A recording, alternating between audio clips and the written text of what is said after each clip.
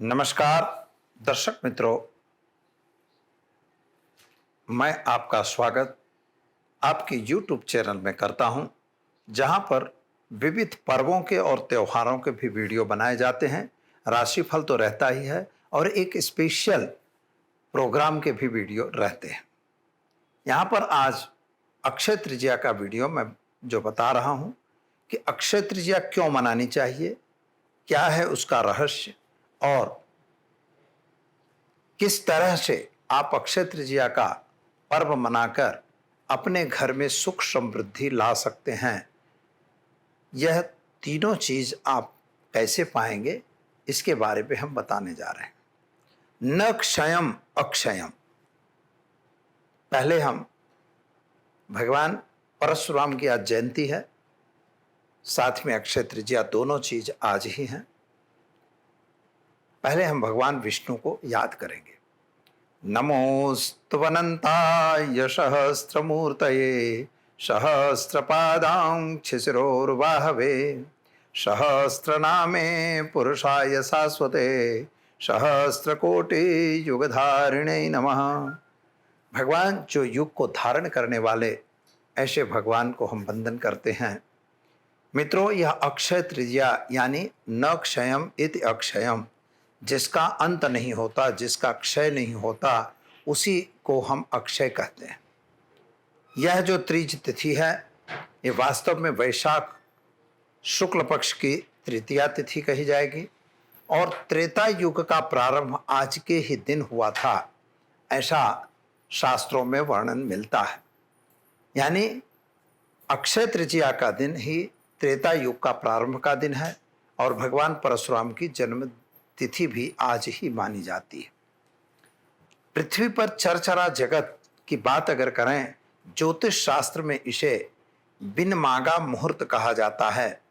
यानी अक्षय तृतीया जो है, अक्षम अक्षय होने से टूटती नहीं है। यह तिथि आज तक कभी भी ऐसा नहीं हुआ कि इसका क्षय हुआ।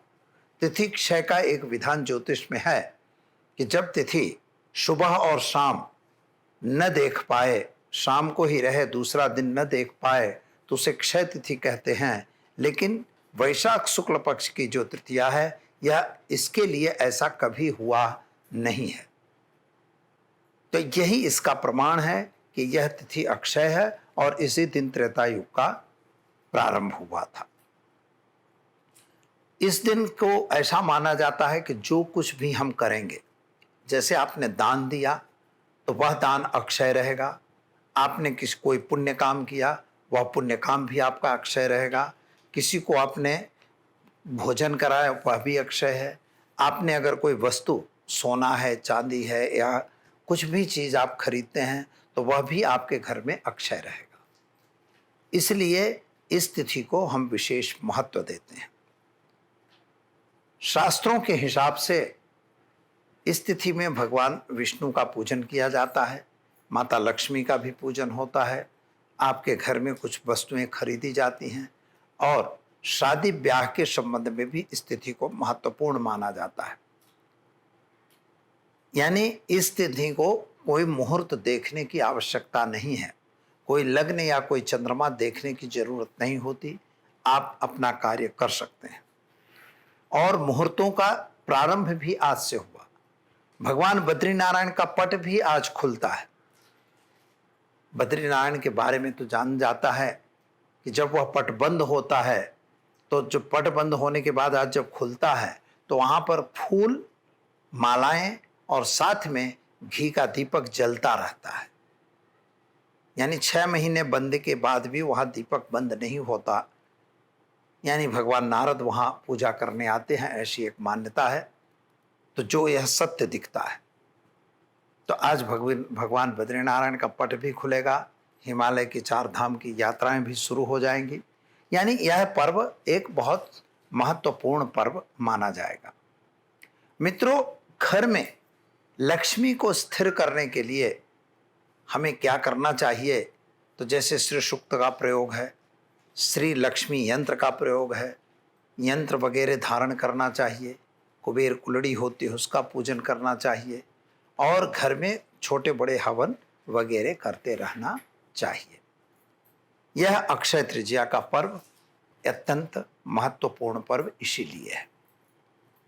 अगर आप कुछ ऐसा चाहते हैं कि आपके घर में स्थिर लक्ष्मी प्राप्त रहे, तो आप यह एक छोटा सा प्रयोग जरूर करिए और घर में लक्ष्मी स्थिर जरूर रहेगी।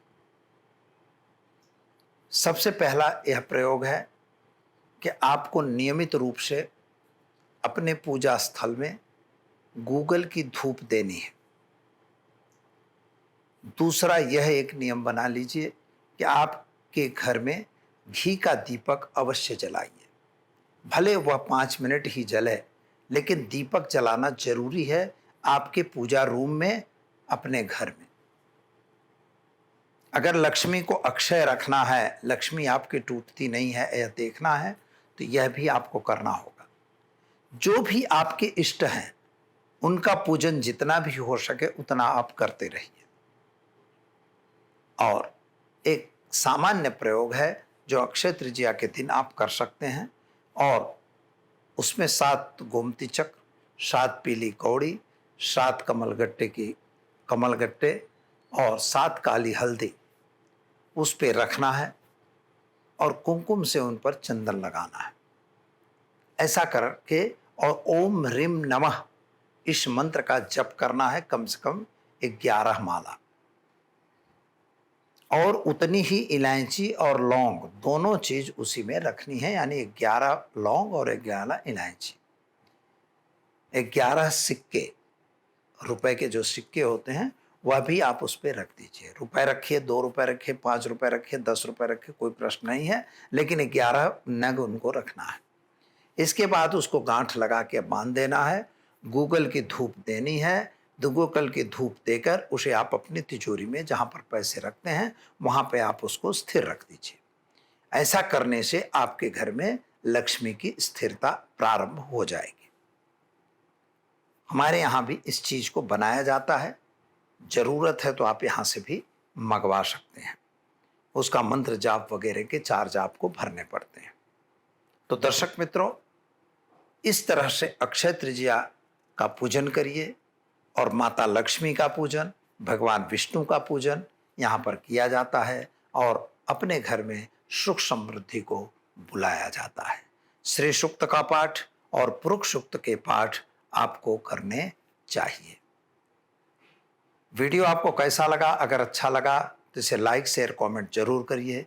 चैनल में अगर पहली बार जुड़ रहे हैं तो इसे सब्सक्राइब जरूर करिए।